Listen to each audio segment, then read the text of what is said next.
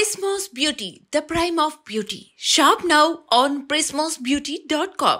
ప్రస్తుతం బాక్సాఫీస్ వద్ద రికార్డు వసూలు సాధిస్తోంది మిరాయి మూవీ. తేజ సజ్జా హీరోగా, రితికా నాయక్ హీరోయిన్ గా, కార్తిక్ ఘట్టమనేని దర్శకత్వంలో తెరకెక్కిన ఈ మూవీ మంచి వసూలు రాబడుతోంది. 5 రోజుల్లోనే 100 కోట్ల గ్రాస్ మార్క్ టచ్ చేసింది. అలాగే మొదటి వారంలో 112 కోట్ల గ్రాస్ వసూలు చేసింది. ఇక ఈ సినిమాలో మంచు మనోజ్ విలన్ గా అదరగొట్టాడు. ఈ చిత్రం సక్సెస్ వెనుక అతని విలన్ రోల్ ప్రధాన కారణంగా నిలిచింది. కెరీర్ స్టార్టింగ్ లో హీరోగా సత్తా చాటిన మనోజ్ కొన్నాళ్లు సినిమాలకు దూరంగా ఉన్నాడు. ఇటీవలే భైరవ మూవీతో రీఎంట్రీ ఇచ్చాడు. అయితే మిరాయి మూవీతో ఆయన నెగిటివ్ షేడ్స్ ఉన్న పాత్రలోకి మారడం చాలా మందికి ఆశ్చర్యంగా అనిపించింది.